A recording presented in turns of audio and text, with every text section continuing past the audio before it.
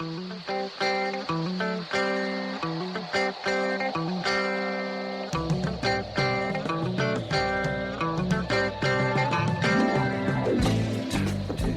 in a good place now. Relax, breathe, smile. You've entered into your element, the home of origin, the home of intelligence and beauty, where relevant topics are discussed, where what you think counts, and where superior is the norm. You are listening to Perspectives with Ashley Burgess. Welcome back live here on Perspectives with me, Ashley Burgess. Yes, it's got to be a nice evening. You're listening to Burgess. You're going to get some perspective tonight. You know, in our first segment tonight, we're going to be talking about frustration. We're going to really open the floodgates on frustration. We're going to talk about trying to stick to our life path. We're going to talk about those people, I call them your groups of people, that can either aid or really hurt you in keeping on that path and being true to yourself. Later on in the hour, we're going to be discussing how to deal with these people, how to make these changes, how to keep on your life path, and some really good tips and tricks that you can use on a daily basis to make things go smoother for you, so you don't have to have these arguments, these emotional outbreaks, the situations that you have with family and friends and coworkers and even acquaintances, even people you probably don't even know that well. We're going to talk about that. Later on in the hour, we have the Perspectives Trifecta. We're going to be talking about some really cool stuff, including like go-go gadget stuff, new cell phones, new sizes, new dimensions, new style you might have. As well as, there's more to the campfire than kumbaya. So we'll talk about that later on. But right now, you've entered into the origin of perspectives, and we're going to talk right now about frustration. I think we've talked about this in the past, but I've recently experienced frustration, and it really came about because I didn't know kind of the next step, right, in my life path. Okay, think about that. You don't know the next step, and a lot of times people can ask you a question like, what do you see happening next, or what do you want to do next? And sometimes you can have these great concepts, these great ideas, but when it comes down to it, you don't really know. And when you tend to your life path, you deal with kind of every emotion, right? We deal with every emotion. You're learning in every process, and you either continue on the path, you either stop, or you get sidetracked on your life journey. When you continue on your path, you continue to really fulfill your inherent and definite purpose. You might feel as though you need to have blinders on, to really keep focused on the straight and ahead. It can be difficult because you live on this planet, right, with others besides yourself. And others, right, the others have their ideas, they have their path, and they have what they want to do. And they also have a concept of what they want you to do, or what they think you should be doing. I like to define others in really three groups, and I think this is kind of a steadfast concept, and it really appeals to a lot of people because you don't really think about it in this terminology, but when you really kind of realize that you coexist with three different groups and you understand where they stand in the food chain, you get it. So your others are defined in three groups. Group one, your family. Your family is group one. And, due to their seniority, right, this group obviously takes obvious precedence. You may feel the need, you may be asked, you may be mandated to go off your path due to maybe a family situation, or the life perspective of your family is different from yours. I'm sure everybody in this room and everybody in the other room, Billy Boy, you know what I'm talking about, Borowski, when you deal with family having either their own perspective of what you should be doing in life, or unfortunately a situation does arise that you cannot follow the path of the time and you must take care of another situation. Well, in my case, about over 3 years ago, before I moved here to the Dallas area, I was the caretaker for my grandparents. My grandfather had cancer. That's right. My grandmother couldn't do it all by herself anymore. And so this is when I decided to change careers from insurance into the radio television business. And I had to kind of put things on hold there for a while. And although it turned out to for the better in the end, because I was able to get some work experience in the field and kind of ease back into the whole college scene. But there was definitely a detour. But my thinking on that was I was doing from them what they did for me when I couldn't take care of myself. Most definitely. I totally agree with that. I totally understand that whole leap and thought process of logic, because a lot of times it's hand in hand doing what's right for other people because they do the same thing for you. But it does take you off target for a little bit. It could be helpful. You never know. But Borowski, have you been there in the same spot? Not exactly the same type of spot. My family is a very old school, humble, blue collar, down in the roots type of family. Polish. That too. Where's the Tylenol? We've never had, everybody in my family is they're very blue collar. They don't work in a specialized field. It's, do what you got to do, pay the bills, put food on the table, keep the roof over your head type family. I'm the only one in my family really that gets to work at a place that I genuinely enjoy it, and I don't break my back every day. And I'm grateful and thankful for that. And, so it makes me kind of stick out at family functions. And then everybody starts asking me, hey, can you get me tickets to this? Can you get me this? Can you get me a shirt? No, leave me alone. Stop asking. I'm not going to do that for you. But he's not going to do that for you. He's going to kick you with his cleat. Exactly. Leave you out there on the soccer field to die. Exactly, like we said last week. And I actually did that to a guy this past week.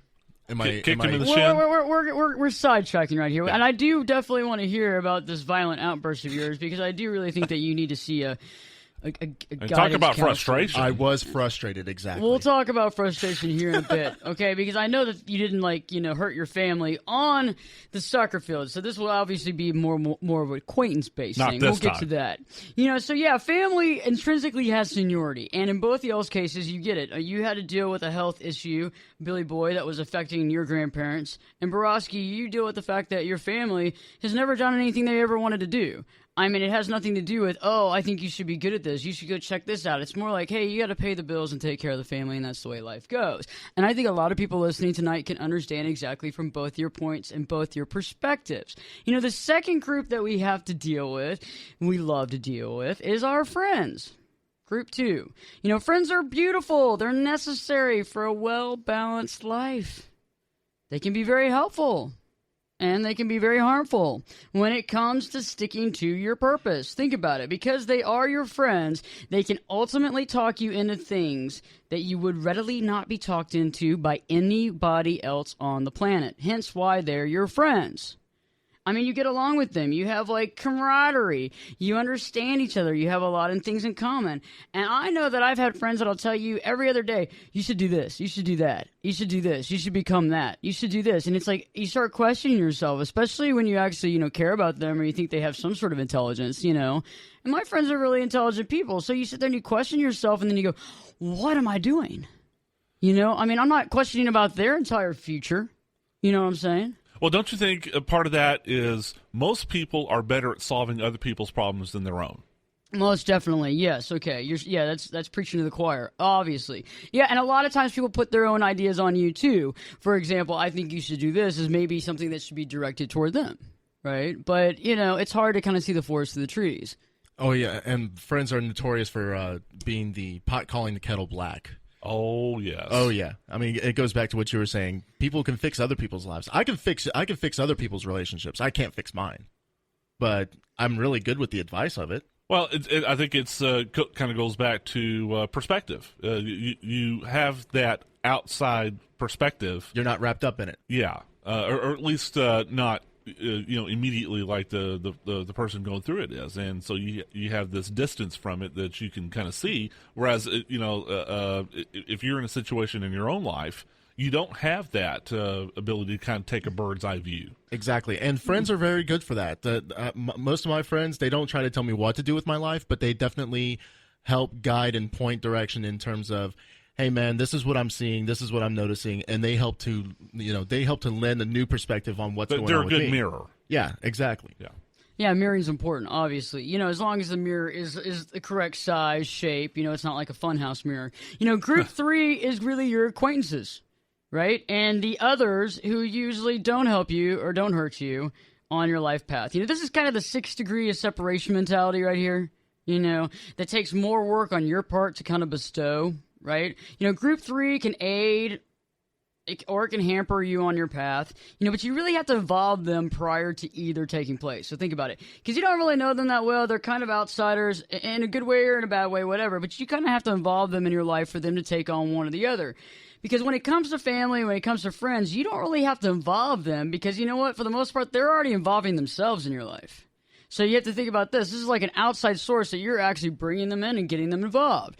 And I think a lot of times people don't really use that kind of concept of 6 degrees separation because there's been plenty of books written about how it's about the people you know. It's not about what you know. I don't know if I agree or disagree. I think you got to know something. And if you know people, that'll help you too. But I think you got to have some sort of, intelligence and thought on what you want to do. But at the same point, it is about kind of going out of your comfort zone and meeting other people, but you have to bring them in. So in all 3 of these groups, all 3 of these people can help you. All three groups of these people can hurt you, and it all kind of depends on what you do, right? Exactly. And acquaintances really, those are the people in my life who are on a need-to-know basis. If you need to know it, you'll know it. If you don't, you're not going to know anything.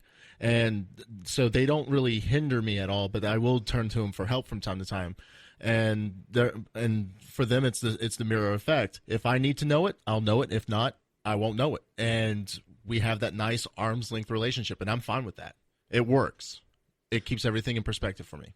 Well, I like that, and we're going to talk more about that here in the rest of the hour. So when we come back, we're going to be discussing all kinds of stuff about the usual scenarios we deal with these 3 groups, like what we normally find ourselves in the situation we find ourselves in, so it doesn't make it kind of scary, as well as to acknowledge the fact of how to keep yourself on your life path. Also, later on, we have the perspectives trifecta and more up, as well as how to deal with the situation and how to keep you on your path. Stay tuned, and you know what? Yeah, Perspectives with Ashley Burgess will be back in, 2 shakes. Turn it up and jump in the deep end on Perspectives with Ashley Burgess. The water's warm, and there's a swim-up bar. Glass of perspective, anyone? Now, here's Ashley. Hey, welcome back to Perspectives, live here with me, Ashley Burgess. Woohoo! We are back. We have been talking about frustration. We have been talking about the groups that we deal with, the others in our lives, because those others can really help us, and man, they can hurt us too. They can also talk us into absolutely anything, or we can actually preserve ourselves and not get sidetracked. And so tonight's show is dedicated to anybody that's dealt with being sidetracked by either family, friends, or acquaintances, and having to deal with that either on a daily basis or trying to figure out how to stand up to these people, or how to keep your mind going and knowing that you're doing the right thing even though everybody around you thinks that you're crazy. And I know that this has affected a lot of people, and I've talked to some of my clients in the last few days. I've also gotten a lot of kudos on some writings that I recently wrote that are on the liveyourtruelife.org website, and it talks just about being sidetracked. It talks exactly about this whole entire this subject, really. It's very timely for anybody that's doing something that's against the grain or different from the normal or has a new perspective. It's very cool. So let's talk about these 3 groups, okay? They're telling you things, they're doing things, they're saying things that make you feel or think a certain way. Your family group 1 is constantly giving you their opinions, their thoughts, what they feel you should be doing in your life. You know what I'm saying? Like, Borowski, you really need to be doing this in your life. I think that what you're doing is crazy. I think this is crazy. So a lot of times we have to stand our ground, right? Standing the ground is really the utmost importance when it comes to dealing with family. I don't know about y'all, but I've had to do that before, where you have to step up and say, hey, I love you, and I do care about you, and I do listen to what you have to say. But right now, I kind of know what I'm doing, and I need you to kind of back off a little bit. Well, in my case, I drive my family crazy because I'm passive-aggressive, as you well know. Yes, we all know that Bill is passive-aggressive, and a little bit on the rigid side as well. And a little bit on the rigid side. So even with my closest family, I drive my mother crazy because I don't tell her every detail of my life. And it's because I want to keep it to myself. I've always kind of struggled with being a little bit of a loner in that regard. And so from my perspective, whenever my family starts, hey, what are you doing with this, or you should be doing that, I'll just kind of smile and say, yeah, you're right, and then just go do what I want to do anyway. And like I said, it drives my mother crazy when I do that to her. It's really not a bad idea, though. I mean, that's pretty good. I mean, I don't recommend this across the board, but I do recommend sometimes when people are trying to talk you out of something, that's a really good idea. And I wasn't even thinking about that. When somebody really is trying to talk you out of something and you really do believe in it, and it's kind of in the incubation period, it's like almost like when you're like a kid and you go to like the farm and you watch like the little chicks and the little eggs getting hatched and all that kind of stuff, and you're like, wow, cool. But it's like when the egg is still like there and the heat lamps on it and you got the big chick on top of it. It's kind of like in those situations, it's not always bad to say, oh, yeah, I hear exactly what you're saying. Oh, yeah, I gotcha. And kind of go on, because sometimes it's better to not be questioned and let others just think that, hey, okay, they're listening to what I have to say. Well, see, my family is the complete polar opposite of Bill's. My family stopped giving me advice, mainly because my mother knows that I will not take advice. I want to do it. I want to do it my way. I want to do it how I want to do it, when I want to do it. Why? Because I want to do it. You're hard-headed. Pretty much. But at the same time, I want to make my own mistakes and learn. That's the way I've always been. I've always been the curious person who asks all the questions, whether I should or shouldn't, most of the times when I shouldn't. And I want to do things my way, and I want to learn and make my mistakes. But then my sister, on the other hand, is very receptive to advice and very receptive to feedback. And so even my sister and myself are complete total polar opposites. Yep, that's wild. Yeah, I don't have any siblings that I know of. That you know of? Yeah, that I know of at this time. I mean, my dad might, who knows? I have friends that, they've met their brothers or sisters when they knock on the door and say, hey, you had sex with my mom or dad, whatever, and hey, I'm here. I'm like, whoa, it's crazy, but that hasn't happened in my family yet, okay? So, a lot of families, though, y'all's are very different. But think about the family that's very meddlesome, kind of like yours, Bill, but more meddlesome, where it's like the mom that demands to know what's going on. And I think in that situation, you kind of got to have a specific path. You got to have a specific plan, because they're going to question you on every single thing you have to say. And they won't take no for an answer. Yeah, and I mean, you can't, and it's like you can't kind of do what you would do, which is just say, okay, and glad hand them and go on. And for you, they already know, Borowski, you're not listening anyway. But for those people that really, they've always been maybe close to their family. And there's a lot of people that are listening that have very close families because of their background, their heritage, which is a little more so than some people I know. So some heritage, like the family's very close. They do things every weekend together. They're constantly together. And it's hard to just kind of say glad hand and say, okay, whatever. I think in those cases, you really need to stick to a timeline. You need to have a plan. You need to write it down. You need to have a concept from A to B. And then you need to go through it and really believe in it and don't back down in those situations, because I think that family can be kind of crazy sometimes. They can demand a lot of things from you, or they can think that you're kind of crazy going down that path. Yeah, when you have a big family who is very close and very intimate and very always doing things together, like you were saying, you really do have to stand up and be strong. You don't have to be hard-headed, but you have to be strong-willed, where you can listen to what your family is saying and you can apply what they're saying, but at the same time still stand down and be your own person. Yeah, stand up for yourself. Yeah, I have friends who have very large families who are very, very, very tight-knit, and that's exactly what they have to do. They have to stand up and they have to live life the way that they want to, but at the same time they know that they have to live with the constant questioning and the opinions, and they absorb and deflect and go about their business, but at the same time they still apply a lot of what they're told. But Ashley, what about those people who have smaller families? Isn't it as important in that situation? Okay, let's say you have a mother-daughter. Yeah, and, maybe the daughter's an only child, but mom and daughter are close still. But if you're the daughter and mom is telling you should do this or you should do that, I mean, doesn't that apply to maybe from a different perspective? Well, yeah, that's a good question. That's almost even harder because you can't get lost in the shuffle. So if you have a big family and you have a lot of brothers and sisters, you can kind of defer it off to what they're doing. But when you're the only child, and let's say you're raised by a single parent, or maybe one parent's died, or whatever, there's been a divorce and there's not some sort of relationship still there. Yeah, when you're the one go-to, and that person's kind of done everything for your life to make your life where it is, to help put you through school, has sacrificed everything, they're going to ask you questions when they think that you're doing something that they think is not deemed normal, or they think is deemed very difficult, because they're thinking, oh my gosh, I sacrificed all this.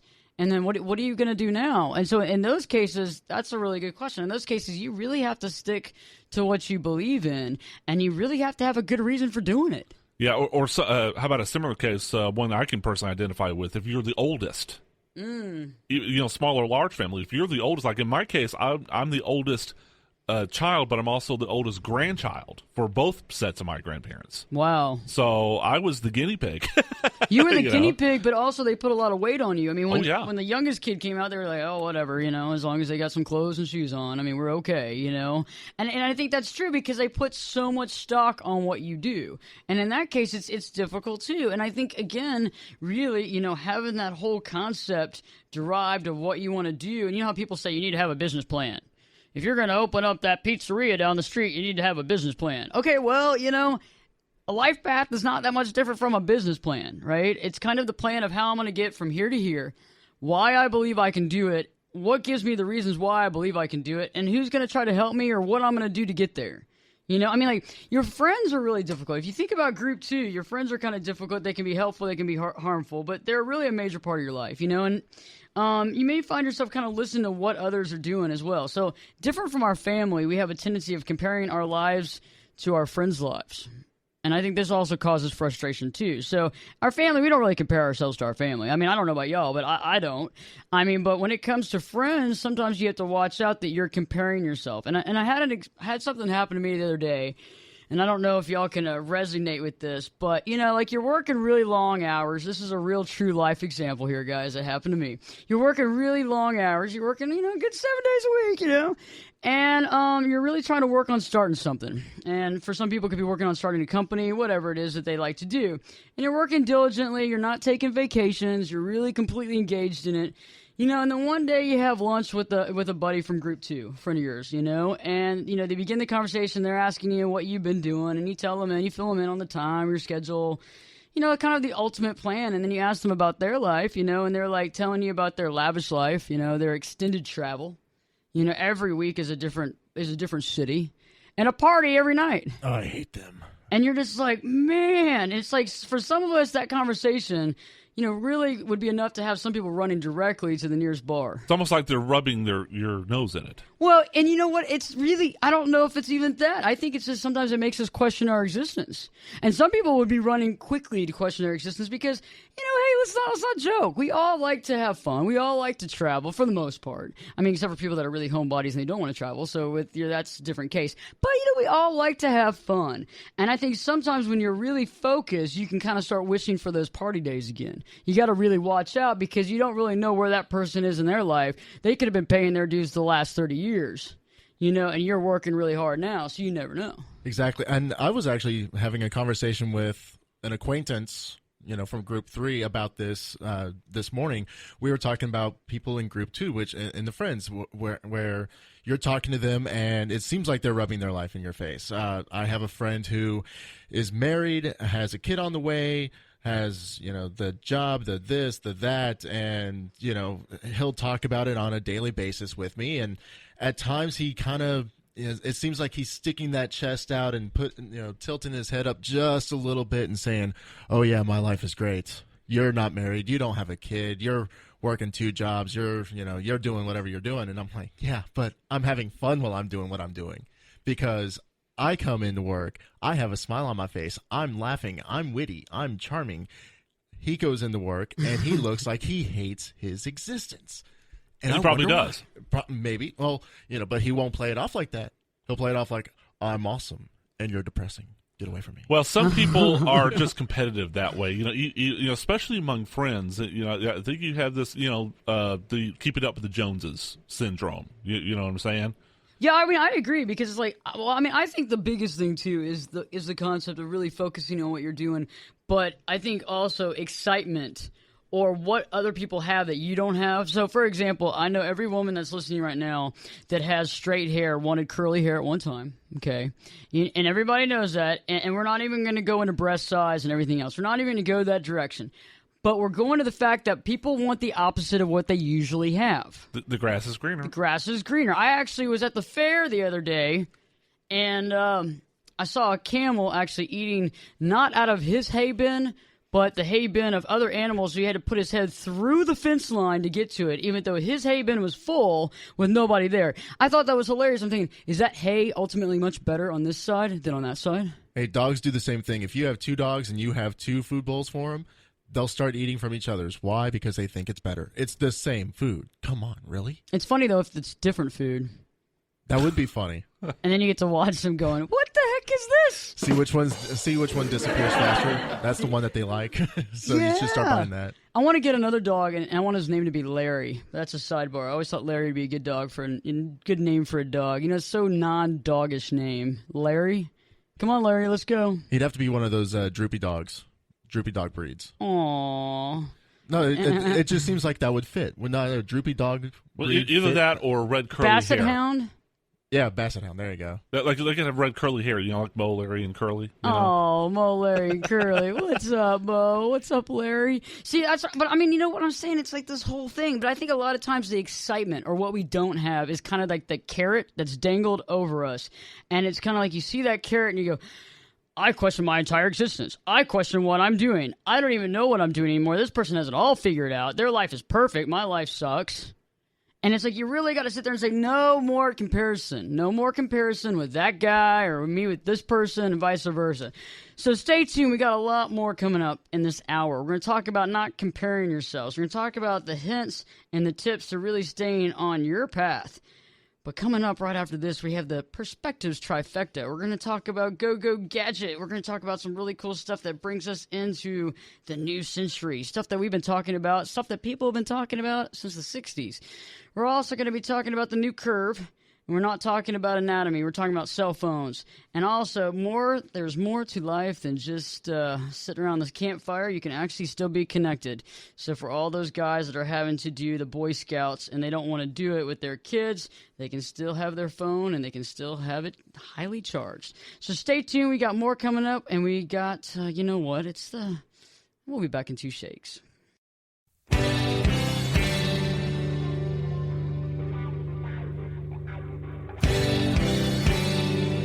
Get in here and give us your perspective. We're listening. You're listening to Perspectives with Ashley Burgess.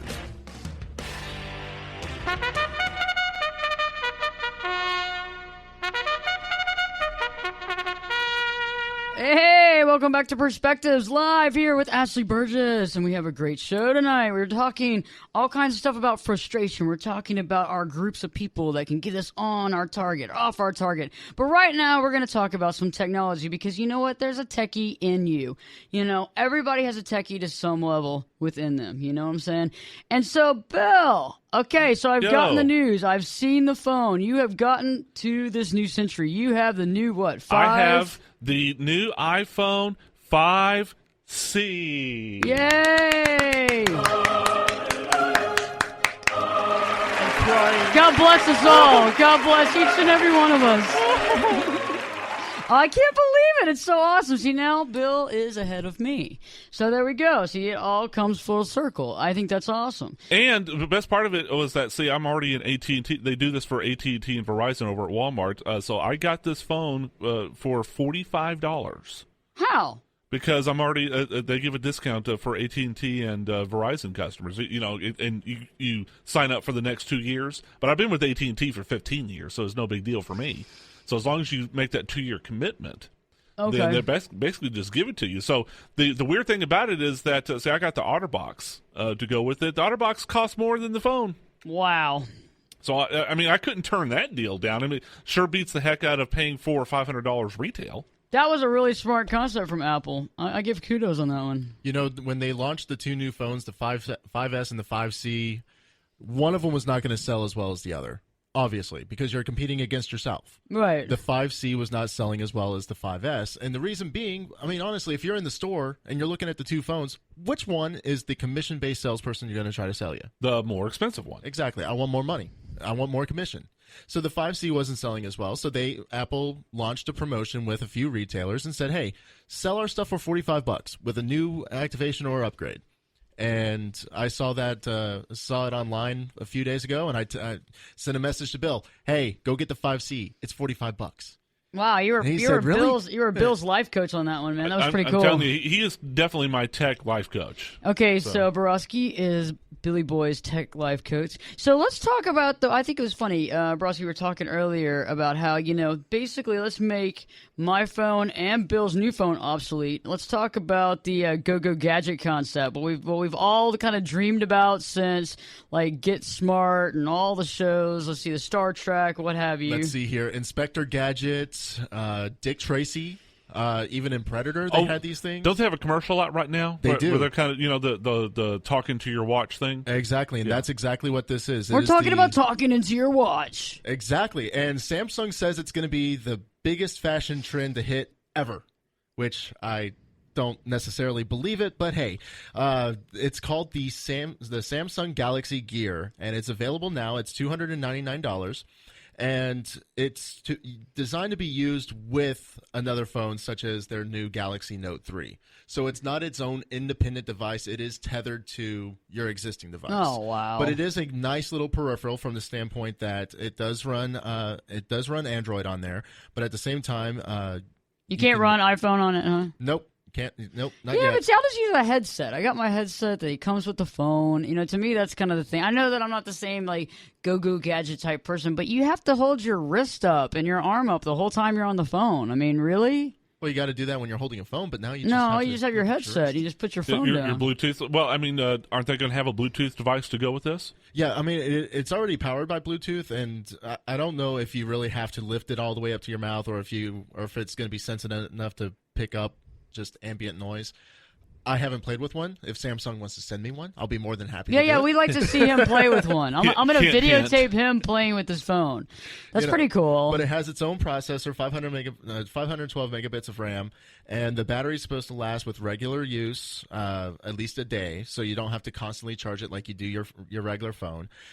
In theory, but you're supposed to be able to receive your text messages and snap photos with it. You're supposed to be able to go through your apps, your photos, and accept phone calls.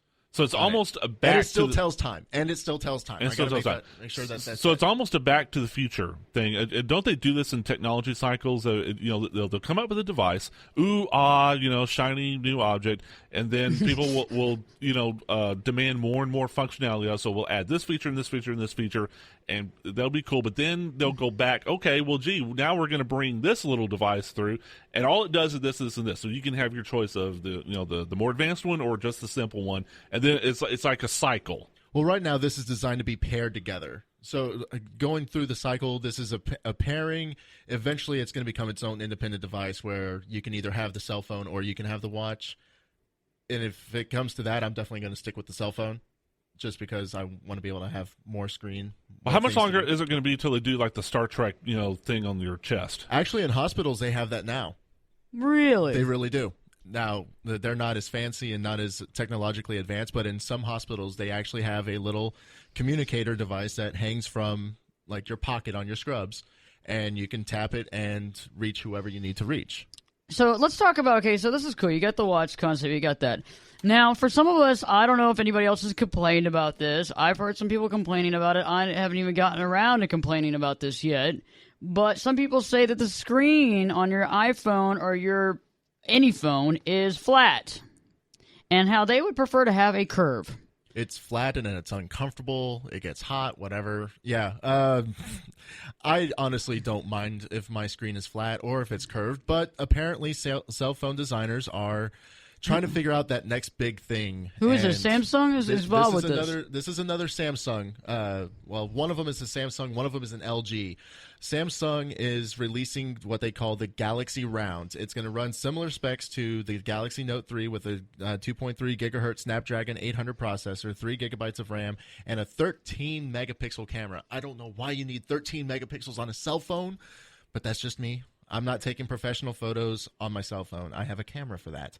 But this one has... I don't even want to think about the reason for it. Let's just go on past that. We'll stir past that. Yeah. It has a ton of features. It sports a 5.7-inch 1080p flexible display that is mounted on the gentle curve along its short side. Now, it literally curves through the middle of the screen. Now, they say that you can actually see more. So it looks like a bar of soap. A little bit. Just curves inward. So it's where... Like a bar of soap. So it's concave. Concave, not convex. Right. Yeah. It's for everybody listening, it's convex, and I just put my tongue out on that whole deal. Come on, it's more. It's going to be more ergonomic to your face and to your ear. Oh my goodness! It's going to shape around that. That's a good word for it. Ergonomic. Exactly. It's ergonomic. What do we have for him, Johnny? Ding ding ding. We have a lot of good party gifts. Yeah, I mean that's cool and all, but I mean I got more thoughts. I got more things in my life to think about than the curve. And you know what? You're not supposed to put your phone up to your ear. You're just not. When was the last time that you were making like food and you stuck your microwave by your head?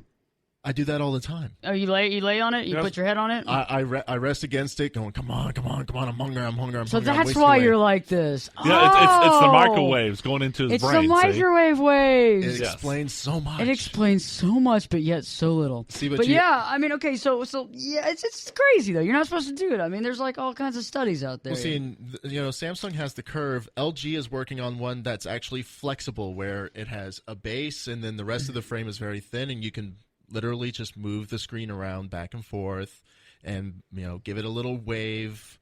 Oh my gosh, I broke my screen in half. How did I do that? You know how many people are going to do that? They're going to bend it. They're going to break it. They're going to sit on it. I was going to say, Baraska's raising his hand. You would already do it. Because I would want to see just how much pressure. How pliable really is it? Exactly. I mean, can we run over with the car with it? I don't know. I don't know what happened. It got out of my hand. I don't know how I got underneath the car wheel. So let's talk about, I was thinking about how a buddy of mine, I guess his son is in Boy Scouts. And so he has been asked to take, I guess, one of the scout groups or whatever, to be like the den dad or whatever you call that, where they go camping and stuff. This person is just not a camper. This person has to be connected at all times. I mean, like the idea of being out of cell coverage could cause like some sort of like stress scenario. Stroke, yeah.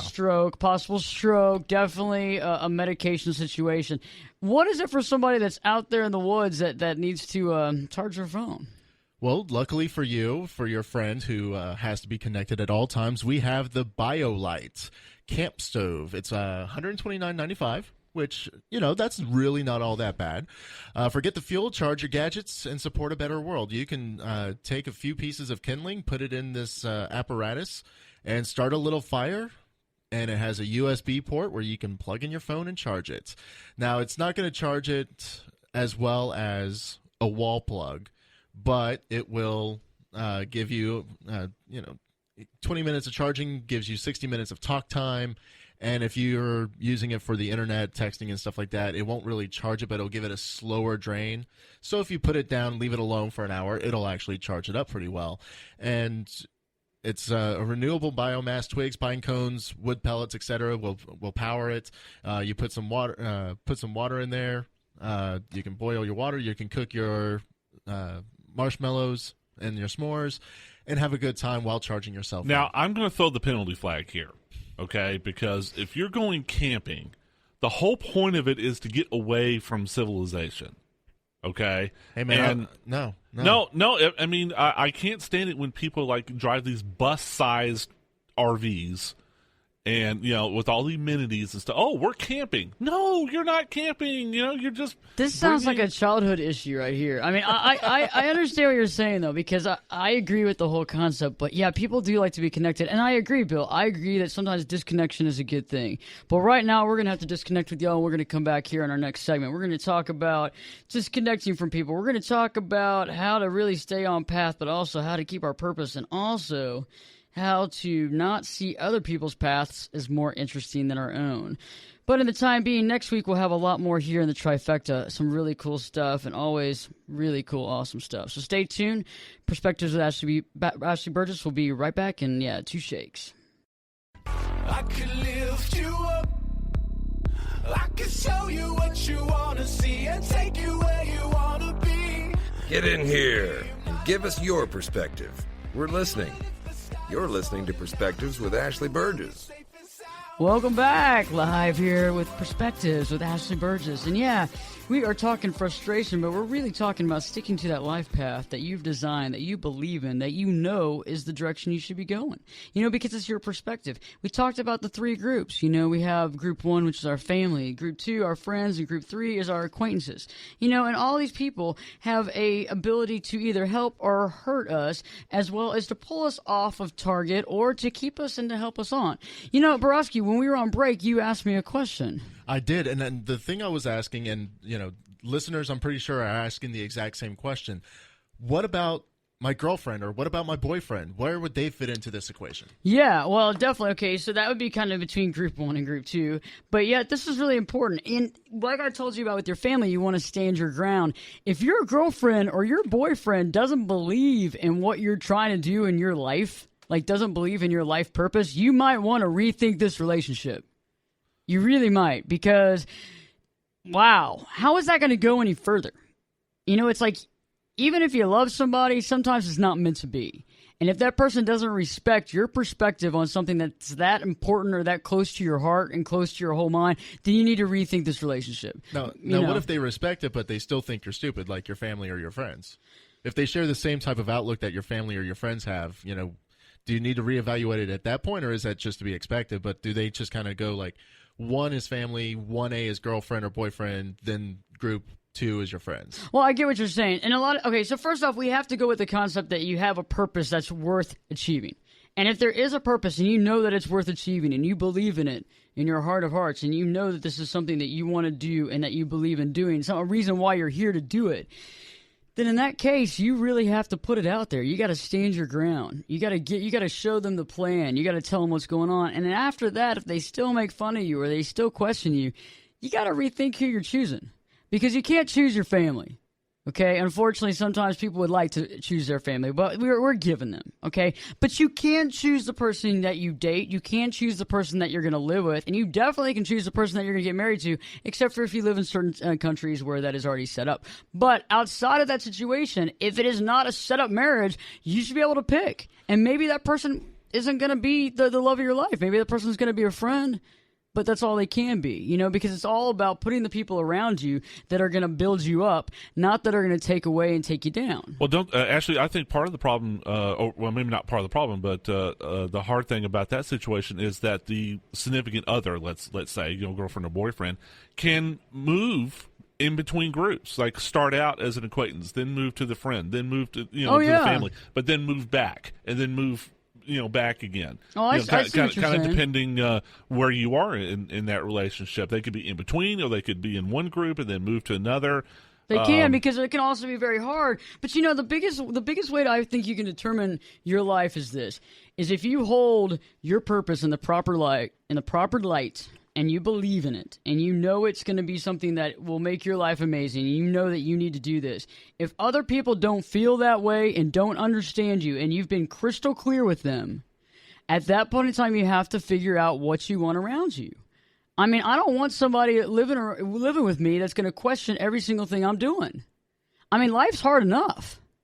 I mean, and if you believe in something, if somebody's constantly telling you that your perspective's wrong, that what you love is wrong, that you're crazy. I mean, you got enough of that. If your family's already telling you, why would you want to marry it too? Well, that's true. Now, here's kind of a opposite perspective. I won't get too far into this because we're almost out of time. Maybe something we can touch on for next week. But what if your significant other really does know you better than you know yourself? Ooh, that's a problem in its own. Yeah, okay, that's a good question. Well, you know what? You really need to know yourself. And maybe we need to get into that in the future shows, because I can give you how exactly to know yourself, how to understand yourself, because you should understand yourself better than absolutely anybody on the face of the earth, because you've had access to this equipment 24/7.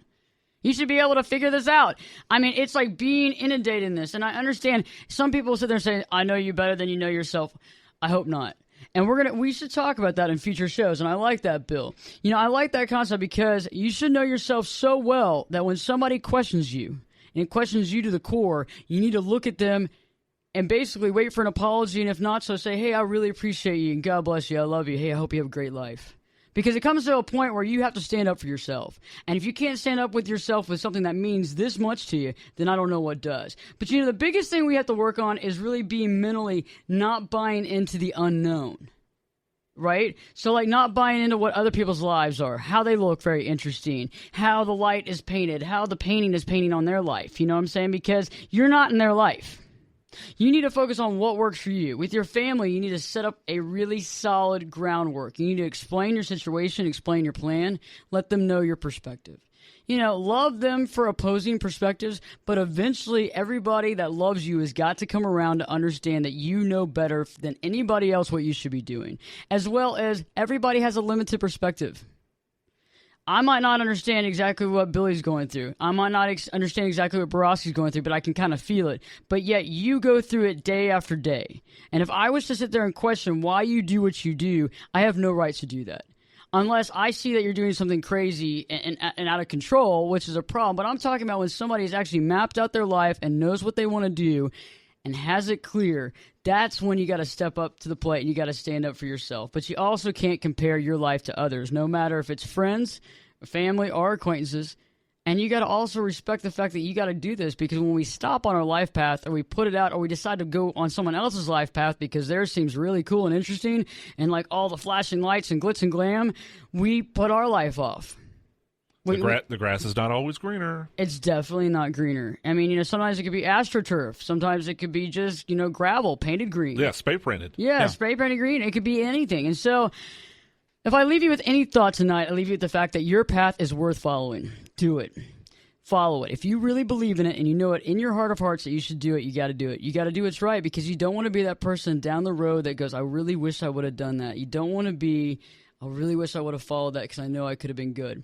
So stay tuned. Next week we have a great perspectives for you. We have a lot coming because we want to make sure that you can live out your goals, your dreams, and have a wonderful life. So stay tuned. We got a great show for you next week. And guess what? Yeah, we'll be back in 3 shakes.